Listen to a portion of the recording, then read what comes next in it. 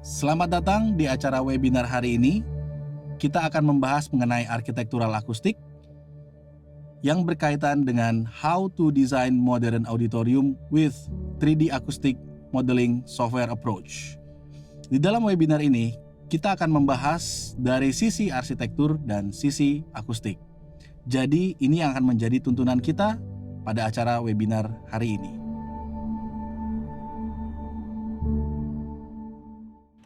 Oke, baik.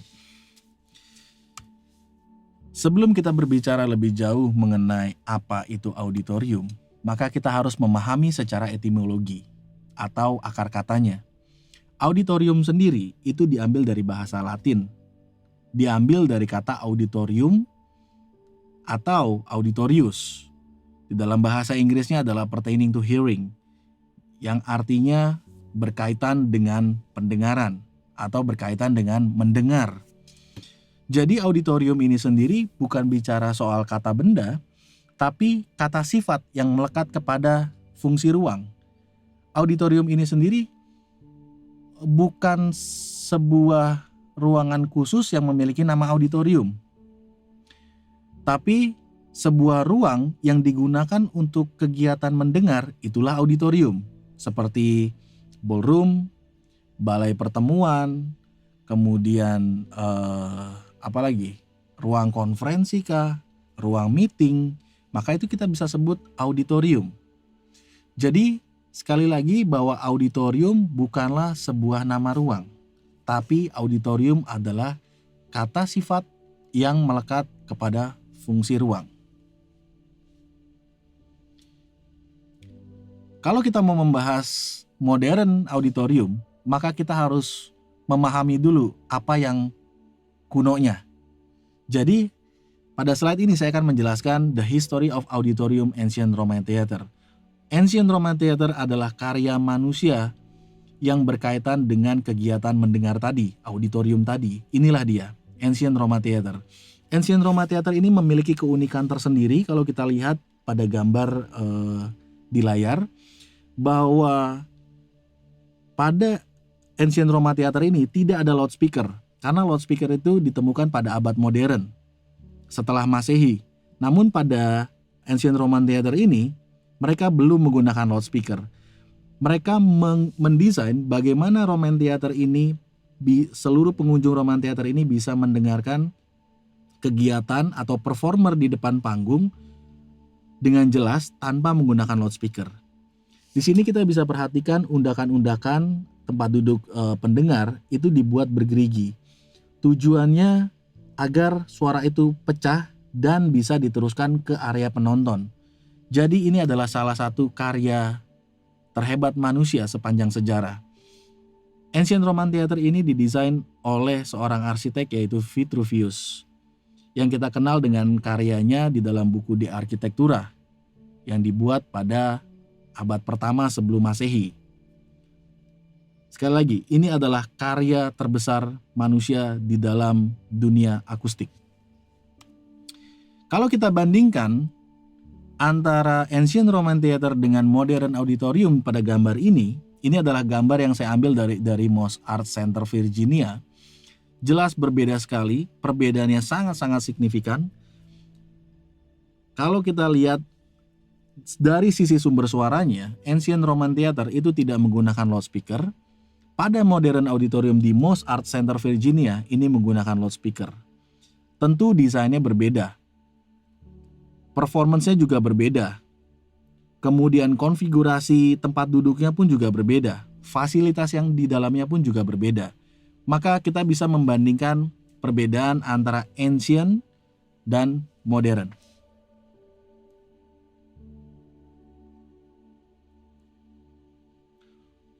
Ketika kita ingin mendesain satu auditorium, maka ada prosesnya dulu. Jadi tidak serta-merta kita langsung membuat sebuah desain, membuka Google, membuka Pinterest, lalu mencari referensi, dinding yang bagus, apakah bersirip, apakah berlubang, kemudian ceiling yang bagus, apakah bertrap, flat, melengkung, dan yang lain-lain. No. Sebelum kita melakukan proses perancangan, maka kita harus melakukan proses identifikasi dulu. ada faktor-faktor yang mempengaruhi fungsi akustiknya itu sendiri. Yang pertama adalah room volume, kemudian adalah room dimension, yang ketiga adalah room geometry, yang keempat adalah elements material, yang kelima adalah seating arrangement, dan yang keenam adalah noise control. Faktor-faktor inilah yang akan membentuk acoustic behavior. Jadi keenam poin ini tidak boleh lepas di dalam proses perancangan kita. Selain daripada design factor, maka ada acoustic parameter. Acoustic parameter ini digunakan untuk menentukan bahwa satu ruang itu baik atau tidak kondisi akustiknya. Jadi bukan pada saat kita masuk ke dalam auditorium, kita tepuk tangan lalu kita mengambil satu kesimpulan, ini akustiknya kayaknya jelek. Oh, ini kayaknya akustiknya bagus nih. No. Jadi segala sesuatunya itu harus dinilai secara jelas, ada parameternya. Nah, parameter itulah yang akan kita bahas satu persatu. Namun pada webinar kali ini kita tidak akan membahas semuanya karena ini akan panjang sekali. Di sini saya akan menjelaskan sedikit. Ada parameter reverberation time, kemudian ada ADT, early decay time, ada C50 dan C80, kemudian ada G-strength, kemudian ada STI atau Speech Transmission Index, kemudian ada Sound Level Distributions, ada Noise Criterions, ada IACC, Interaural Cross Correlation, ada SDI, Surface Directivity Index, kemudian ada Bass Ratio and Treble Ratio. Jadi ini adalah faktor-faktor yang mempengaruhi atau memberikan penilaian bahwa akustik itu baik atau tidak. Di dalam penilaian akustik itu ada dua. Ada penilaian secara objektif dan ada penilaian secara subjektif. Penilaian secara objektif ini adalah parameternya yang sudah saya sebutkan tadi pada slide ini. Namun penilaian secara subjektif itu adalah penilaian yang berkaitan dengan persepsi pendengaran manusia. Jadi bukan hanya faktor ruangannya, namun persepsi manusia terhadap suara yang didengar di dalam ruangan. Itu adalah faktor-faktor penilaian subjektif. Oke, reverberation time itu sendiri adalah parameter yang digunakan untuk menentukan waktu yang diperlukan sampai suara itu habis. Jadi ketika kita berbicara, suara itu akan habis dalam berapa detik, nah itulah reverberation time. Atau kita biasa menyebutnya RT60, waktu yang dibutuhkan untuk meluruhkan suara sebesar 60 desibel. Kemudian ada ADT, ADT adalah early decay time. Early decay time ini merupakan pantulan awal yang diterima setelah direct sound. Jadi kalau kita ada di dalam ruangan, kita akan mendengarkan dua jenis suara. Suara yang pertama adalah suara direct dan yang kedua adalah suara indirect. Suara direct adalah suara langsung yang bisa kita dengar tanpa pantulan, dan suara indirect adalah suara pantulan dari area sekitar seperti dinding, lantai, dan ceiling. ADT adalah pantulan pertama yang didengar. Kemudian ada C50 dan C80.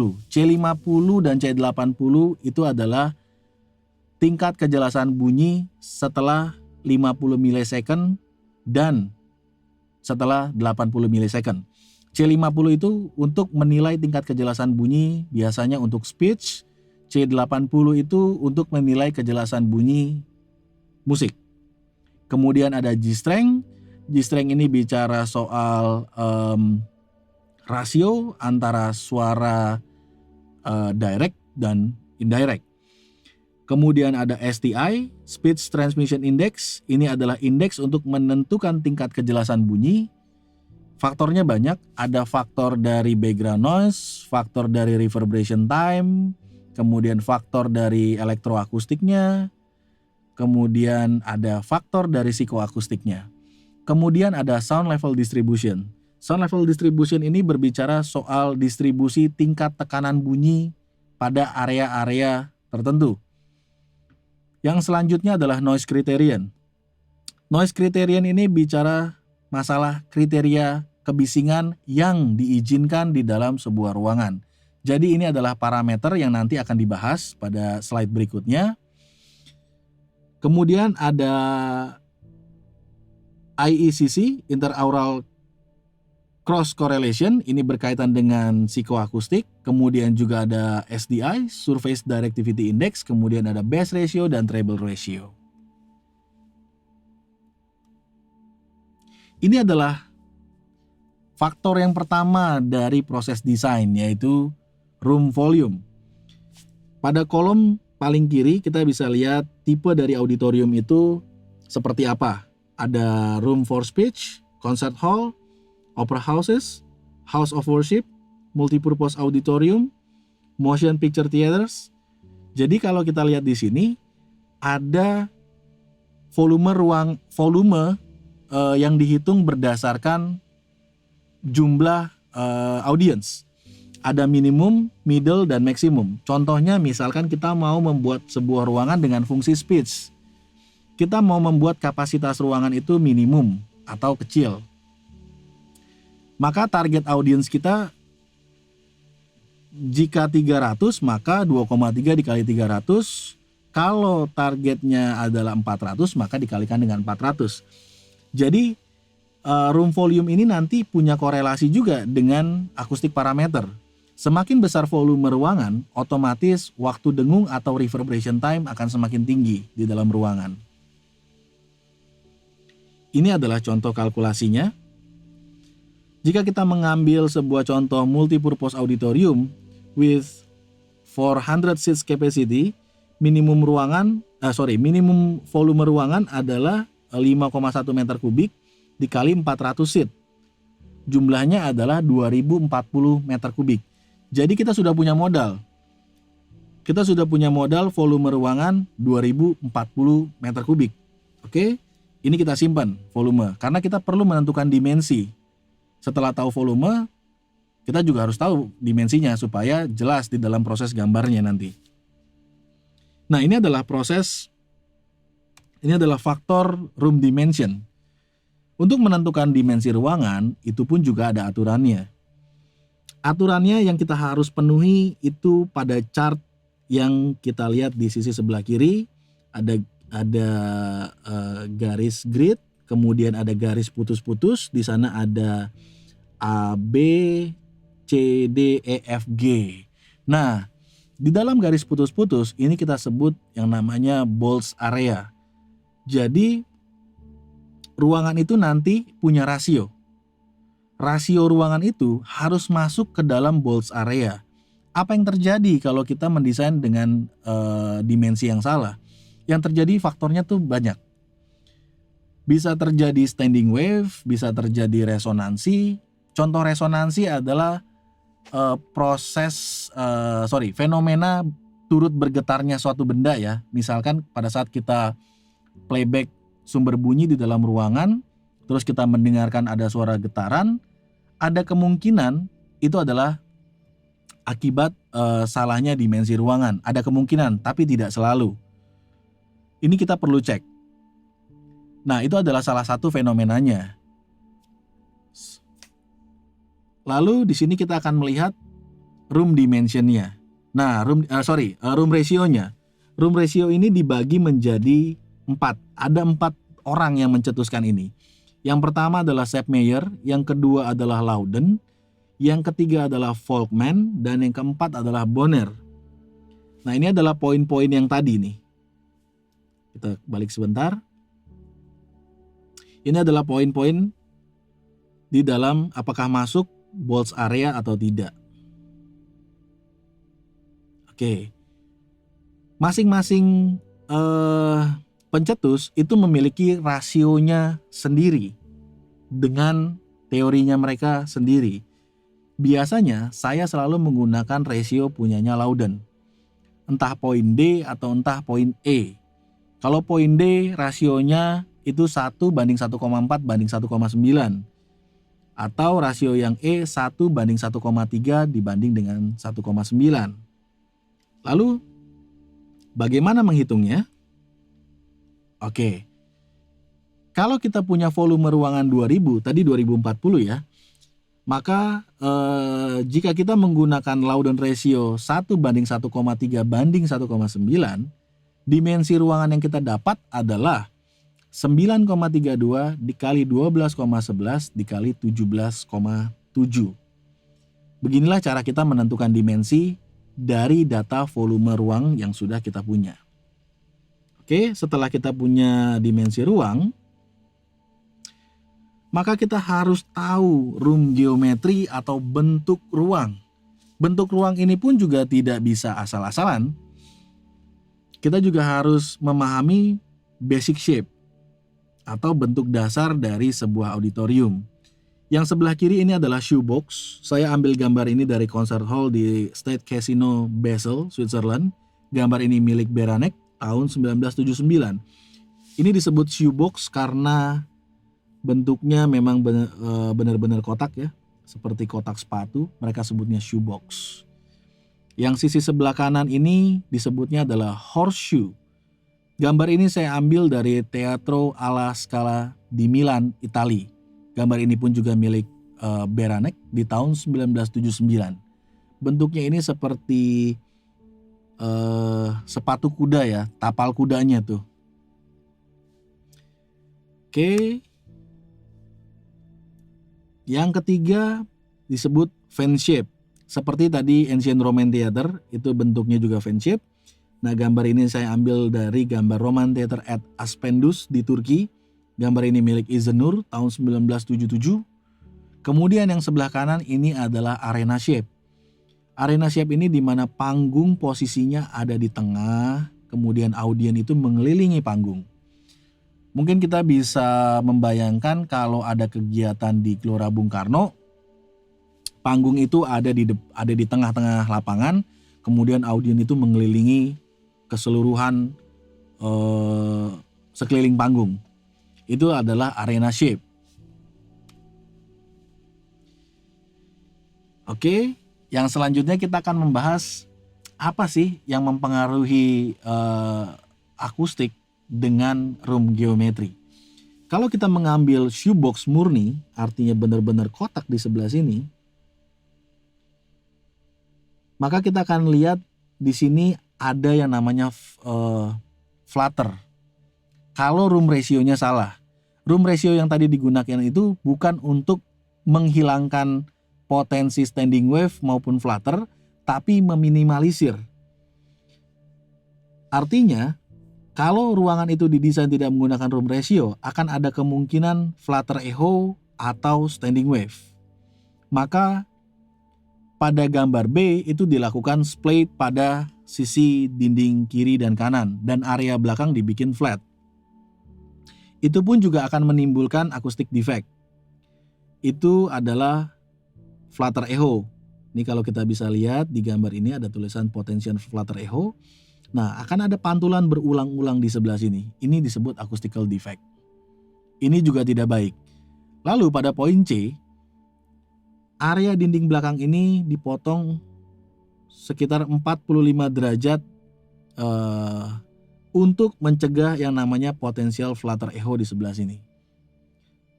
Oke, jadi kita melihat bahwa tidak ada satupun dinding paralel di dalam ruang ini.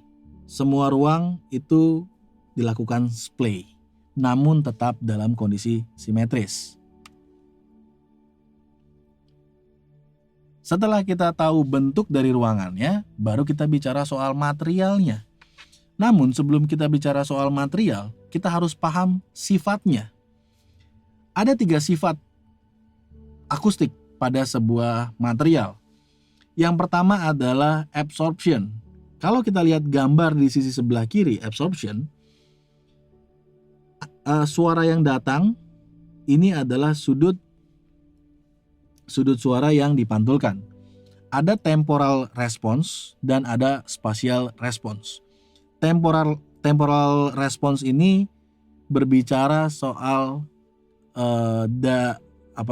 rasio dari suara langsung, kemudian berapa lama suara pantulannya. Ini kita bisa lihat. Kemudian kalau spatial response, ini kita bisa lihat suara datang menabrak sebuah material, kemudian arah pantulannya atau bentuk pantulannya. Itu adalah spatial response. Absorption material itu memiliki energi bunyi pada suara pantulannya itu lebih rendah dibandingkan suara direct sound-nya. Attenuated reflection ini adalah suara pantulan. Kemudian reflection ini adalah suara datang, kemudian ini adalah suara pantul. Kalau kita lihat temporal response-nya, antara suara direct dan suara pantulnya memiliki energi yang hampir sama. Artinya kita bisa mendengar dengan jelas suara pantulannya. Ini material reflection, material yang punya sifat keras dan rata. Di dalam spatial response, kita bisa melihat bahwa energi pantulannya pun juga cukup besar jika dibandingkan dengan absorber. Artinya ini hampir seperti cermin ya. Berlaku hukum Snellius, sudut datang sama dengan sudut pantul. Kemudian di sini juga ada material yang punya sifat diffusion atau menyebar. Di dalam gambar temporal response-nya, ini kita bisa lihat suara indirect, kemudian ini adalah suara pantul di mana energinya itu tidak sebesar reflection dan tidak serendah absorption. Namun peluruhan suaranya itu gradual. Artinya kalau kita mau maintain energi bunyi di dalam ruangan tersebut tanpa merusak ambience, maka material diffusion adalah material yang paling tepat. Ini adalah spatial response. Jadi ledakannya itu 180 derajat tergantung dari bentuk diffusernya. Karena diffuser itu nanti ada banyak jenis. Kita akan bahas di selanjutnya. Oke, kalau tadi kita lihat gambar skate-nya, sekarang kita lihat image-nya supaya kita ada gambaran material reflektor tuh material yang kayak gimana sih. Nah, material reflektor tuh seperti plywood atau MDF yang dilapis vinil, kemudian akrilik, kemudian plat besi, kemudian kaca. Intinya adalah material keras yang mempunyai permukaan rata, mulus atau licin. Ini bisa digunakan sebagai reflektor. Kemudian absorber material. Absorber material ini material yang mempunyai sifatnya tuh empuk, berpori, atau berserat. Tapi absorber ini tidak selalu berpori dan berserat juga. Kalau kita belajar lebih dalam, ada banyak tipe absorber. Ada absorber poros dan absorber non-poros. Absorber non-poros itu bisa absorber resonator, bisa absorber membran. Hari ini kita tidak akan membahas sejauh itu. Kemudian ini ada material diffuser. Kita bisa lihat di sini bentuknya seperti kandang jangkrik. Diffuser ini bentuknya macam-macam. Ada yang diffuser QRD 1D, yang di image ini adalah diffuser QRD 1D. Kemudian ada QRD 2D, ada PRD, kemudian ada geometric diffuser, dan masih banyak lagi. Oke, setelah kita tahu sifatnya, setelah kita tahu barangnya seperti apa, maka kita juga harus tahu kapan harus digunakan material-material tersebut. Di sini saya membagi menjadi dua. Yang pertama adalah sound production, dan yang kedua adalah sound reproduction. Sound production sendiri adalah ruangan yang tidak menggunakan loudspeaker. Jadi sumber bunyinya itu langsung didengarkan oleh audiens. Contohnya seperti classical concert hall, kemudian recital halls, ketiga auditoria, theaters, dan yang lain-lain. Kalau ruang itu punya fungsi sound production, maka material yang digunakan itu kita menggunakan specular reflection dan diffuse reflection. Kemudian yang selanjutnya adalah sound reproduction. Sound reproduction adalah ruangan yang menggunakan loudspeaker, seperti recording studio, broadcast studio, video conference room, kemudian home theater. Jadi ruangan yang menggunakan loudspeaker itu adalah sound reproduction. Memang terkadang ada beberapa concert hall juga menggunakan loudspeaker. Artinya kalau concert hall tersebut menggunakan loudspeaker, dia akan masuk ke dalam kategori sound reproduction, bukan sound production. Oke. Di dalam fungsi sound reproduction, material yang digunakan adalah absorption dan reflection. Jadi energi di dalam ruangan ini harus diserap karena menggunakan sound reinforcement atau loudspeaker. Oke, setelah kita tahu tadi bagaimana dan kapan kita harus menggunakan material-material tersebut, seating arrangement menjadi hal penting juga. Di sini kita bisa menggunakan standar Neuvert atau standar time saver. Di dalam gambar ini saya menggunakan back to back dengan standar 1010 mm sampai 1070 mm. Kemudian jika kursi disusun 14 seat tanpa ada lorong di tengahnya, maka kita harus memberikan lorong di sebelah kiri dan di sebelah kanan. Maksimal kursi disusun itu adalah 14 seat dan tidak boleh lebih. Tujuannya ini berbicara soal safety. Kemudian jika kita menggunakan konfigurasi kursi 6 kiri dan 6 kanan, maka harus ada lorong di tengahnya selebar 1 meter. Tujuannya untuk akses dan untuk safety. Selain itu, selain bicara soal safety, seating arrangement pun juga punya kaitannya dengan bagaimana kita mendengar. Kalau kita perhatikan dan kalau kita menyadari bahwa mata kita ini sejajar dengan telinga, artinya ketika mata kita bisa melihat dengan jelas performance di depan, maka telinga kita akan mendengar dengan jelas juga arah suara datang menuju telinga kita. Maka sightline itu menjadi salah satu poin penting untuk menentukan bahwa ruangan ini memang proper atau tidak digunakan untuk mendengar. Kalau ruangannya bagus, material yang digunakannya sudah benar, kemudian posisi duduknya salah, itu kita juga tidak bisa mendengarkan dengan baik. Bukan kita tidak bisa mendengar di dalamnya, tapi tidak bisa mendengarkan dengan baik atau tidak optimal. Jadi seating arrangement juga menjadi poin penting. Ini kita bisa melihat ada persamaannya. Tangan alfa 1 sama dengan X1 dibagi Z1. Ini adalah X1, kemudian di sini adalah Z1. Maka kita akan mendapatkan sudutnya. Ini bentuknya gradually increase, kemudian ini adalah gradually decrease, yang artinya posisi penonton ini pada gambar kedua itu menurun.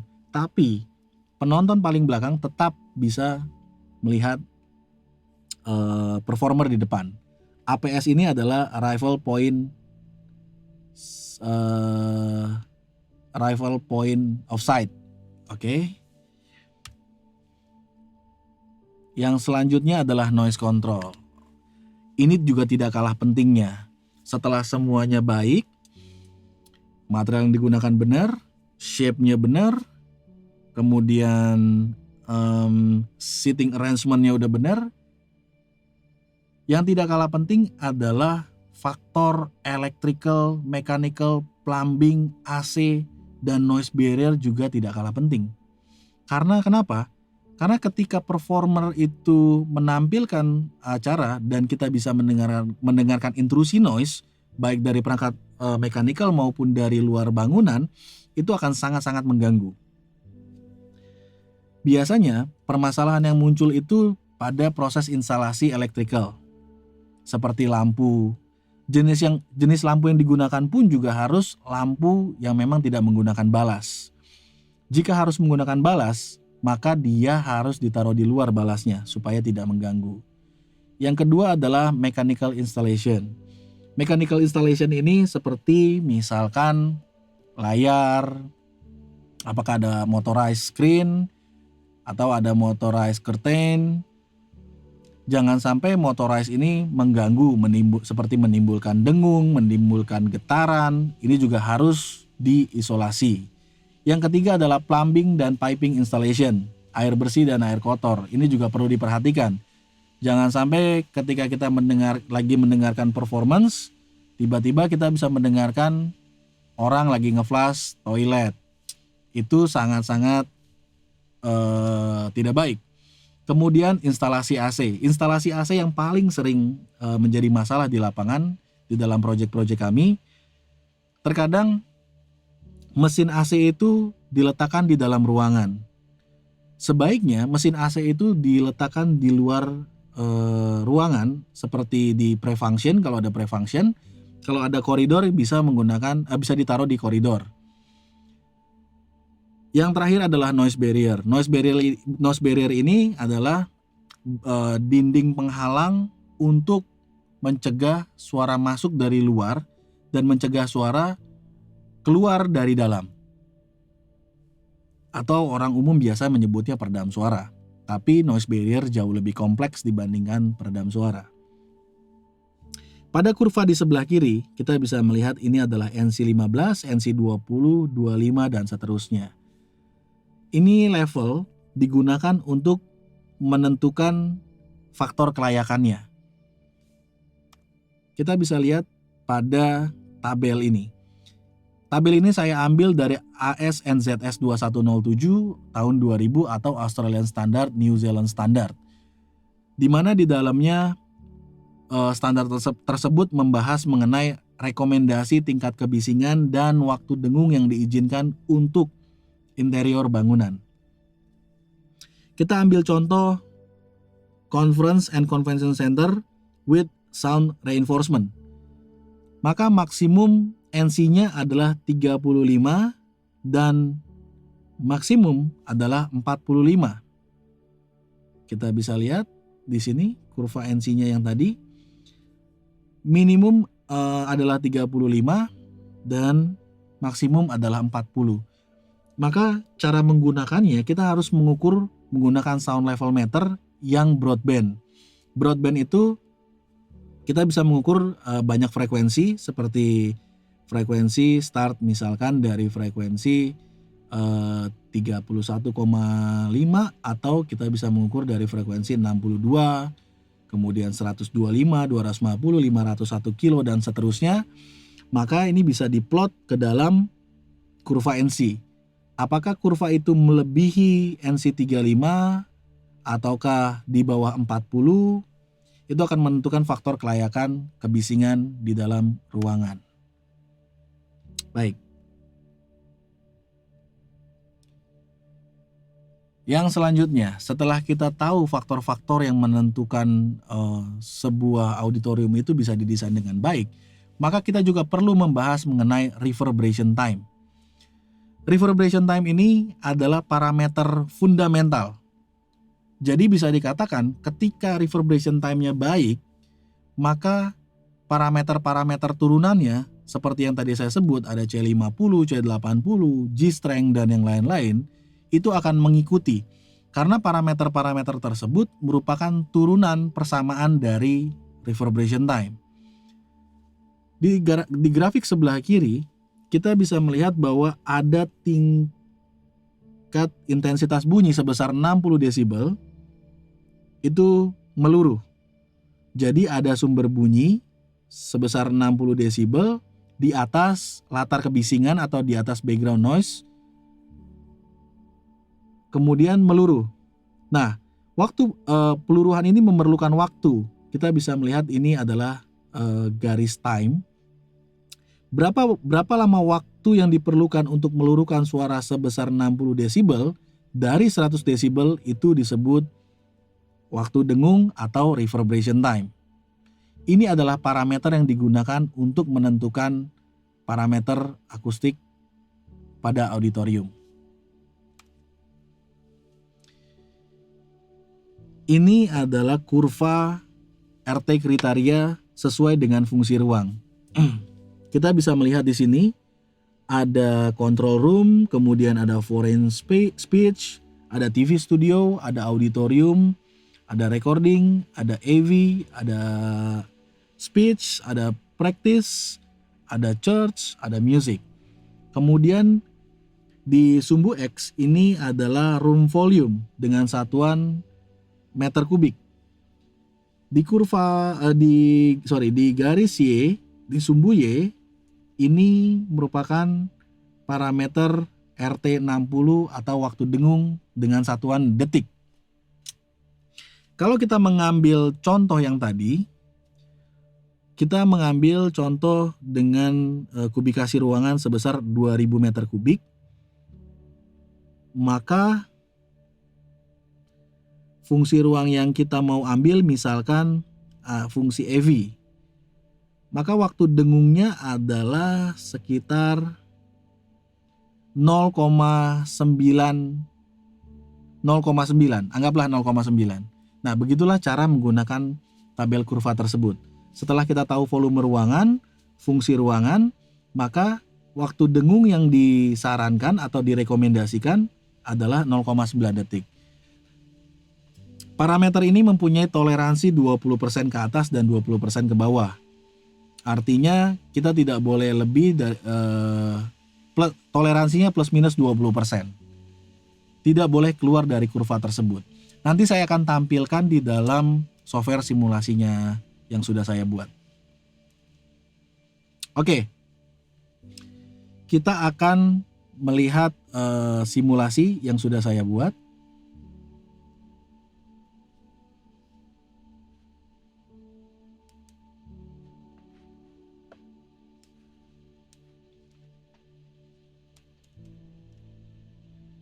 Oke, baik. Ini adalah salah satu contoh project saya yang pernah saya buat. Software ini adalah software permodelan 3 dimensi khusus untuk menganalisa akustik. Bukan hanya menganalisa. Di sini kita bisa mendengarkan suara sebelum di treatment dan suara setelah di treatment. Pada akhir presentasi saya akan kasih lihat itu seperti apa suaranya. Oke. Jika kita mengacu kepada poin-poin yang sebelumnya yang sudah saya jelaskan mengenai dimensi ruang, kemudian mengenai geometri, kemudian mengenai elemen material yang digunakan, saya mencoba menerapkan di dalam software modeling ini. Jadi software modeling ini tidak sama seperti SketchUp. Software modeling ini kalau kita lihat di sini ada titik-titik warna merah, ini kita sebut vertex.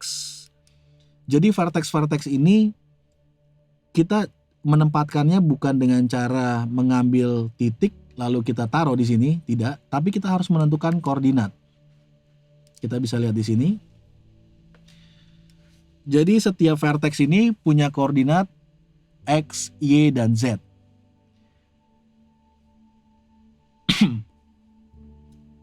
Di dalam vertex ini adalah titik-titik yang akan membentuk ruangan. Seperti kalau misalkan balok itu mempunyai 8 titik sudut. Nah, titik sudut itulah yang akan dimasukkan ke dalam software ini sesuai dengan dimensi ruangannya tersebut. Oke.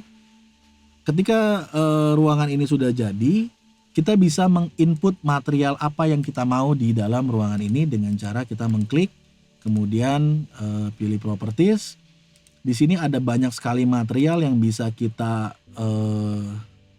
lihat. Kita sudah ada beberapa base material. Oke, sorry, ini ada American base, kemudian ada full. Oke, kita select all, add. Nah, ada banyak sekali material di sini. Waveboard adalah material yang kita desain sendiri, kita buat, kemudian kita punya kalkulasinya yang bisa dimasukkan ke dalam software IS. Ini adalah software IS, software yang berasal dari Jerman, biasa digunakan untuk melakukan proses simulasi audio dan akustik di dalam setiap proyeknya kami. Nah, kita bisa lihat di sini ada fiberglass, di sini ada fiberglass 1 inch. Ini adalah NRC. NRC itu adalah noise reduction coefficient. Kita akan membahas mengenai NRC pada webinar berikutnya. Jadi NRC ini adalah parameter yang penting juga dalam sebuah material. Kita perlu tahu ketika kita mau mendesain ruangan, data material itu harus ada. Seperti fiberglass. Oke, saya ambil contoh lain yang paling gampang. Konkrit. Saya akan cari. Ini konkrit. Ini ada konkrit R, ada konkrit S harusnya. Kita ambil konkrit R deh. Konkrit. Konkrit ini konkrit rough. Jadi kita bisa bilang ini seperti masih plesteran ya. Nah, ini rata-rata masih ada di kisaran angka 0 sampai 0,1 lah. Apa artinya? NRC ini punya arti. Semakin mendekati angka 0, maka sifatnya akan memantul material tersebut. Semakin mendekati angka 1, maka sifatnya semakin menyerap. Pada material konkrit rough, ini posisinya masih berada di angka 0. Artinya material ini memang punya sifat yang sangat memantul. Begitu juga dengan material-material lainnya seperti marble. Marble ini semua rata-rata di 0 dan hanya naik sedikit di sekitar 1.500 kilo. Di 1,5 kilo maksudnya, sifatnya memantul.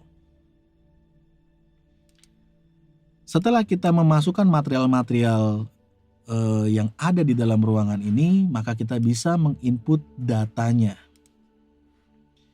Jadi data nama, kota, kemudian volume ruangan akan secara otomatis tergenerate oleh software ini. Jadi volume ruangan ini adalah 1140,71, kemudian dengan efektif surface-nya adalah 860,48 meter persegi. Ini adalah tabel reverberation time-nya. Nanti saya akan lihatkan grafiknya, bukan hanya tabelnya. Persamaan yang digunakan adalah Eyring dan Sabin. Sebenarnya di dalam persamaan reverberation time ada 3 persamaan. Yang pertama adalah Sabin, kedua Eyring, dan yang ketiga adalah Millington. Persamaan-persamaan itu memiliki kelebihan dan kekurangannya. Tapi saya tidak akan membahas pada webinar kali ini. Setelah kita menggunakan persamaan yang sesuai, maka kita harus memasukkan desired atau arti recommended kembali kepada tabel yang tadi. Setelah kita tahu volumenya berapa, fungsi ruangannya mau dipakai untuk apa, kemudian arti recommendednya berapa, baru diinput ke dalam kolom ini. Karena ruangan ini saya gunakan sebagai EV presentation, maka arti desirednya adalah 0,8 dengan humidity-nya 60%, temperaturnya 20 dan pressure-nya adalah 1013 hektopascal. Ini adalah noise. Jika ada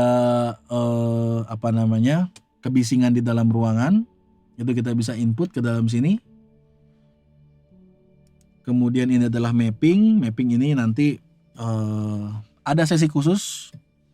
Kita akan membahas lebih jauh mengenai software IS ini. Setelah dilakukan simulasi, kemudian kita masukkan material dengan shape yang seperti ini, maka kita bisa melihat inilah waktu dengung yang dihasilkan. Ini waktu dengungnya. Pada frekuensi 500 Hz ada di 0,71. Lalu kita akan mengeluarkan standarnya. Nah, ini adalah garis maksimum, kemudian yang bawah adalah garis minimum. Di mana waktu dengung di dalam ruangan itu tidak boleh keluar dari garis maksimum dan garis minimum. Kalau kita lihat pada gambar ini, kurva berwarna biru ini masih berada di dalam batas toleransi.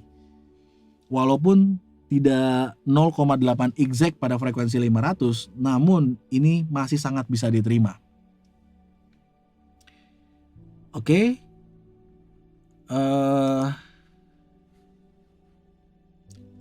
Simulasi akustiknya kira-kira seperti ini proses pendekatannya. Jadi setelah kita tahu desain vektornya, kemudian parameternya, kita bisa mengaplikasikannya kepada 3D software modeling ini. Oke, setelah tahu ini, kelebihan dari software ini kita bisa mempresentasikannya kepada klien kita dalam bentuk data audio. Oke, kita akan dengarkan data audionya sebagai berikut. Ini adalah suara sebelum dilakukan treatment akustik. Sound. It's not just the air vibrating. Sound means feelings. It refreshes our minds, soothes our hearts. It can make us happy or sad or excited. It also is essential to the communication of ideas and the exchange of information. It's vital to daily life. Ini setelah dilakukan treatment akustik. Sound. It's not just the air vibrating. Sound means feelings. It refreshes our minds, soothes our hearts. It can make us happy or sad or excited. It also is essential to the communication of ideas and the exchange of information. It's vital to daily life. Demikian webinar kita pada hari ini. Saya berharap bahwa apa yang saya sampaikan pada hari ini bermanfaat buat kita semua. Terima kasih.